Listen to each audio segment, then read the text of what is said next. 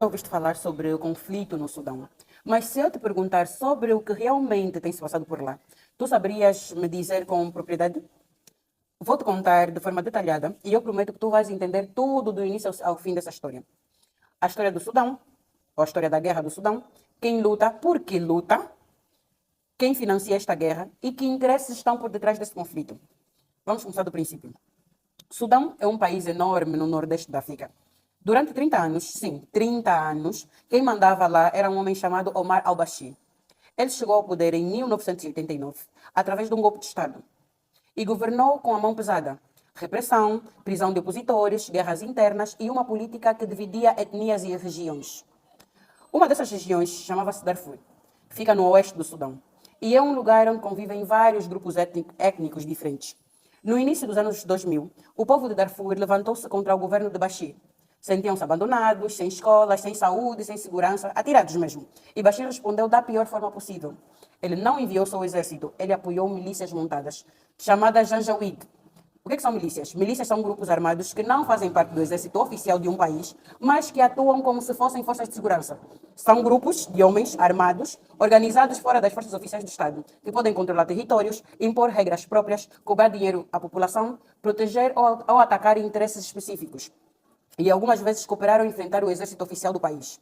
Essas milícias atacaram aldeias, queimaram casas, mataram civis e cometeram crimes que o mundo classificou como genocídio. Tu sabes o que é genocídio? Genocídio é quando um grupo de pessoas tenta destruir outro grupo por causa da sua etnia, religião, nacionalidade ou identidade. E não é apenas matar pessoas, é tentar eliminar um grupo inteiro de propósito. Pode acontecer de várias formas, como matar membros do grupo, como causar fome ou condições de vida para que as pessoas morram, impedir que tenham filhos, forçar crianças a abandonar a sua identidade ou qualquer ação feita com a intenção clara de acabar com esse grupo específico. Com o tempo, o povo de todo o Sudão revoltou-se. Em 2018 e 2019, milhões de pessoas foram às ruas. Faltava comida, muito desemprego, muita corrupção e repressão. Até que em abril de 2019, o próprio exército retirou Bashir do poder, porque já não aguentava mais. Parecia o início de algo novo, mas na verdade era o início de um novo problema. Depois da queda de Bashir, o Sudão ficou dividido entre duas forças. A primeira força é o exército oficial do país, que era chamado de SAF, que significa Forças Armadas Sudanesas. E a segunda força é um grupo paramilitar chamado RSF, que significa Forças Rápidas de Suporte. Agora presta atenção. A RSF nasceu das milícias de Janjaweed que atacavam Darfur. Ou seja, uma força que começou com abusos, tornou-se um grupo militar poderosíssimo. E quem lidera essa força é Mohamed Dagalo, mais conhecido como Mehmet. Quando Bashir caiu, o SAF e o RSF trabalhavam juntos, não porque eram amigos, mas porque queriam manter o poder. O acordo dizia que, mais cedo ou mais tarde, a RSF devia integrar-se no exército. Mas a RSF não queria perder a autonomia. E o exército não queria dividir o poder. Resultado, duas forças armadas dentro do mesmo país. Duas chefias, dois orgulhos, dois projetos de poder. Era uma autêntica bomba relógio. Em 15 de abril de 2023, a bomba explodiu. A RSF atacou posições militares.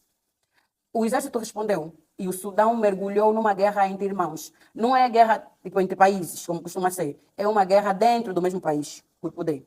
A RSF ficou tão forte que criou um governo seu, um governo paralelo. O que significa um governo paralelo? Significa que existe um governo oficial e existe um outro governo com ministros, leis e controle territorial, mas sem legitimidade internacional. Isso pode dividir o país em dois. E é por isso que a comunidade internacional está preocupada com isso. Quando dizem que o Sudão está a sofrer fragmentação política e étnica, o que querem dizer é que, politicamente, o país está dividido em zonas controladas por diferentes grupos armados. Etnicamente, os grupos inteiros estão a ser perseguidos. Grupos inteiros estão a ser perseguidos. Principalmente em Darfur, onde há relatos de massacres contra comunidades não árabes. Esta guerra não é só entre o SAF e a RSF. Há países por trás. E vou tentar explicar de forma simples. O exército sudanês tem recebido apoio, especialmente político e militar, de países como o Egito. Por quê?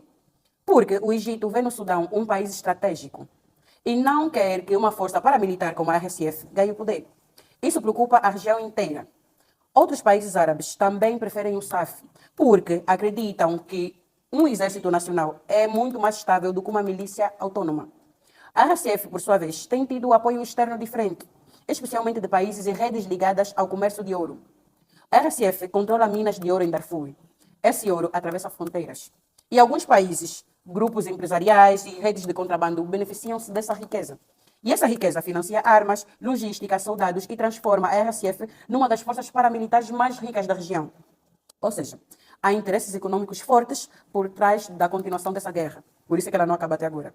Há três grandes motivos que explicam porque os países externos se metem neste conflito e apoiam esse conflito. Primeiro, recursos naturais. O Sudão tem ouro, terras férteis e localização estratégica. Segundo, influência política. Quem controla o Sudão tem influência sobre o Corno de África, o Mar Vermelho e rotas comerciais importantes. Terceiro, competição internacional. Potências globais querem garantir aliados na região. E, às vezes, financiar uma das partes é uma forma de ganhar essa influência. O resultado disso tudo é trágico. Cidades destruídas, hospitais atacados, mercados bombardeados, milhões de deslocados e fome extrema. E ainda comunidades inteiras a desaparecer. A Guerra do Sudão tornou-se uma das piores crises humanitárias do mundo.